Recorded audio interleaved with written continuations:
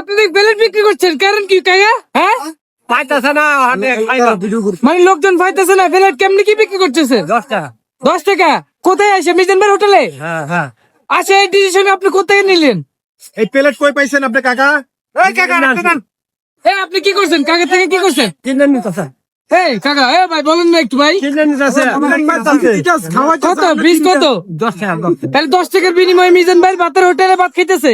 হ্যাঁ এটা কেমন হইলো এটা কেমনে কি? ভাই? এখানে তো এটা তো ঠিক না। প্লেট পাইতেছে না পাইতেছেন, আপনি অনুমতি ছাড়া কেন আনছেন সেটা বলেন। কার অনুমতি নিছেন? কার কাছ থেকে অনুমতি? এটা একটা ভুল হইতে পারে, অসুবিধা নাই। অনুমতি নিছেন বিক্রি করো, আপনি? বিক্রি করো।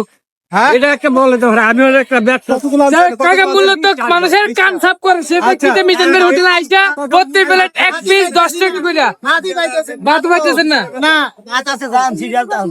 তো দেখতে পাচ্ছেন মানে একটা প্লেট বিক্রি করছে 10 টাকা নিতেছে, সেই বিনিময়ে মানুষের 10 টাকার বিনিময়ে ফ্রি ভাত খেতেছে মাংস দিয়া।